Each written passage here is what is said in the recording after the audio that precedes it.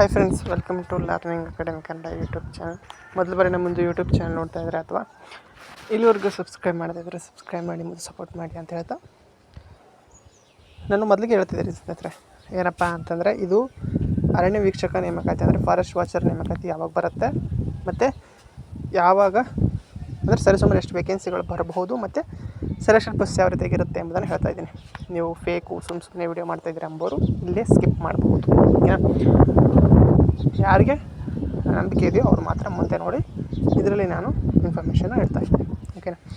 ಮೊದಲಾಗಿ ಬಂದ್ಬಿಟ್ಟು ಏನಪ್ಪ ಅಂತಂತಂದರೆ, ಕರ್ನಾಟಕ ಅರಣ್ಯ ಇಲಾಖೆಯಲ್ಲಿ ಒಂದು ಹೊಸ ನೇಮಕಾತಿ. ಈ ನೇಮಕಾತಿ ಬಂದ್ಬಿಟ್ಟು ಈ ಹಿಂದಿನ ನೇಮಕಾತಿ ಏನಪ್ಪ ಅಂತಂದರೆ 2023 ಬಂದಿತ್ತು. ಸರಿಸುಮಾರು 3 ವರ್ಷಗಳಾಯಿತು. ಓಕೆ, ಇನ್ನೂ ಸಹ ಯಾವುದೇ ರೀತಿಯಾದಂಥ ನೇಮಕಾತಿ ಬಂದಿಲ್ಲ.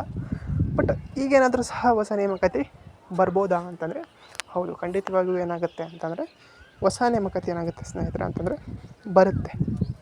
ಓಕೆ, ಯಾವಾಗ ಬರುತ್ತೆ ಎಂಬುದನ್ನು ವಿಡಿಯೋದ ಕೊನೆಯಲ್ಲಿ ನಾನು ಹೇಳ್ತಾ ಹೋಗ್ತೇನೆ.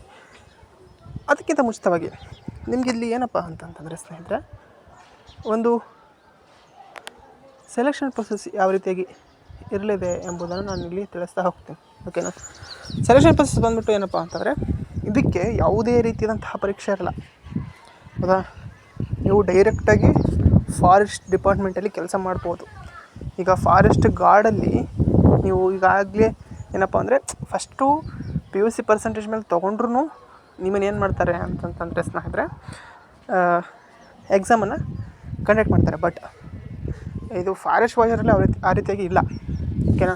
ಈಗೇನು ಏನಪ್ಪ ಅಂದರೆ KPTC ಯಾವ ರೀತಿಯಾಗಿ ನಡೀತೋ ಅದೇ ರೀತಿಯಾಗಿ ಇಲ್ಲೂ ಸಹ ಇರ್ತದೆ. ಬಟ್ ಏನಪ್ಪ ಅಂದರೆ ಫಿಸಿಕಲ್ ಒಂದೇ ಇರ್ತದೆ ಅಷ್ಟೇ. ನೀವು ಫಿಸಿಕಲ್ ಒಂದು ಕ್ಲಿಯರ್ ಆದರೆ ಆಯ್ತು, ಡೈರೆಕ್ಟಾಗಿ ಜಾಬನ್ನು ತೆಗೆದುಕೊಳ್ಬೋದು. ಬಟ್ ಇಲ್ಲಿ ಪರ್ಸೆಂಟೇಜ್ ಎಷ್ಟಿರಬೇಕಪ್ಪ ಅಂತಂದರೆ ಸ್ನೇಹಿತರೆ, ಜಾಸ್ತಿ ಪರ್ಸೆಂಟೇಜ್ ಇರಲೇಬೇಕು. ಹೌದಾ?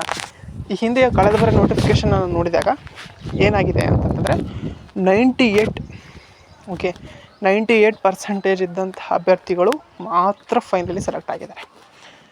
ಕೆಲವೊಬ್ಬರು ಫಿಸಿಕಲ್ ಪಾಸಾಗಿ 1% ಪಾಯಿಂಟಲ್ಲಿ ಸಹ ಏನಾಗಿದ್ದಾರೆ ಅಂತಂದರೆ ಹೊರ ಹೋಗಿದ್ದಾರೆ. ಹಾಗಾಗಿ ಇಲ್ಲಿ ಪರ್ಸೆಂಟೇಜ್ ಯಾರ್ದು ಹೈಯೆಸ್ಟ್ ಇರುತ್ತೋ ಅವ್ರದ್ದು ಮಾತ್ರ ಆಗುತ್ತೆ. ನಿಮ್ಮೆಲ್ಲರಿಗೂ ಗೊತ್ತು. Okay, percentage high. ಈಗ ನಮ್ಮ ಪೋಸ್ಟ್ ಆಫೀಸಲ್ಲಿ ನೋಡ್ಬೋದು, ಯಾವುದೇ ಒಂದು ಪರ್ಸೆಂಟೇಜ್ ಥ್ರೂ ಯಾವುದೇ ಒಂದು ನೇಮಕಾತಿ ಮಾಡಿದ್ರು ಹೈಯೆಸ್ಟ್ ಒಂದು ಏನಾಗುತ್ತೆ ಅಂತಂದರೆ ಪರ್ಸೆಂಟೇಜು ಹೋಗುತ್ತೆ. ಕರೆಯುವಂಥ ಹುದ್ದೆಗಳು ಸರಿಸುಮಾರು 200-300 ಹುದ್ದೆಗಳು, ಅಂದರೆ 500ಕ್ಕಿಂತ ಒಳಗೆ ಇರ್ತವೆ ವೇಕೆನ್ಸಿಗಳು. ಓಕೆ, ಹಾಗಿದ್ದಾಗ ಇದರಲ್ಲಿ ಫಸ್ಟು 10th ಮೇಲೆ ಪರ್ಸೆಂಟೇಜ್ ಹೈ ಇದ್ದವರು ಜಾಸ್ತಿ ಜನ ಆರಾಮ್ ಸಿಗ್ತಾರೆ. ಅದರಲ್ಲಿ 100ಕ್ಕೆ 100 ತೊಗೊಂಡವರೇ ಜಾಸ್ತಿ ಜನ ಇದ್ದಾರೆ. ಹೌದಾ? 100ಕ್ಕೆ 100 ತೊಗೊಂಡ್ರು ಇಲ್ಲಿ ಎಷ್ಟು 1:10 ರೇಷೋದಲ್ಲಿ ಏನು ಮಾಡ್ತಾರೆ ಅಂತಂದರೆ ಫಿಸಿಕಲಿಗೆ ಕರೀತಾರೆ. 1:5 ಅಲ್ಲ, 1:10 ರೇಷೋದಲ್ಲಿ ನಿಮಗೆ ಏನು ಮಾಡ್ತಾರೆ ಅಂತಂದರೆ ಫಿಸಿಕಲಿಗೆ ಕರೀತಾರೆ.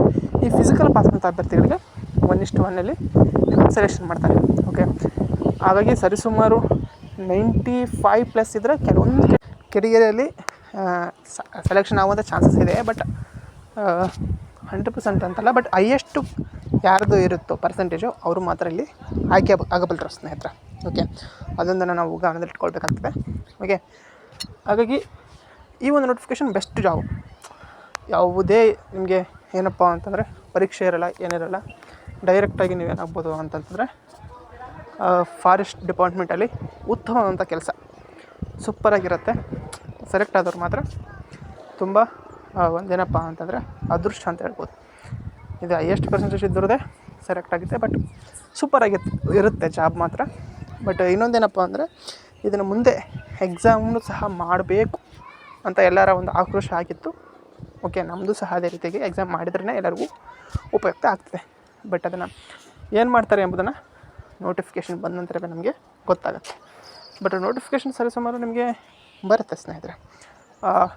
ಈ ವರ್ಷದಲ್ಲಿ ಎಂಡಿಗೆ ಏನಾದರೂ ನಿಮಗೆ ಫಾರೆಸ್ಟ್ ಡಿಪಾರ್ಟ್ಮೆಂಟ್ ಹುದ್ದೆಗಳ ಬಗ್ಗೆಯೂ ಸಹ ಮಾಹಿತಿ ದೊರೆಯುವಂಥ ಚಾನ್ಸಸ್ ಇದೆ.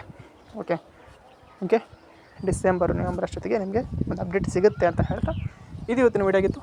ವಿಡಿಯೋ ಇಷ್ಟ ಆದರೆ ಲೈಕ್ ಮಾಡಿ, ಶೇರ್ ಮಾಡಿ ಮತ್ತು ತಪ್ಪದೆ ಸಬ್ಸ್ಕ್ರೈಬ್ ಮಾಡಿ ಅಂತ ಹೇಳ್ತಾ ವಿಡಿಯೋ ಇಷ್ಟ ಆಗಿದೆ. Thanks for watching.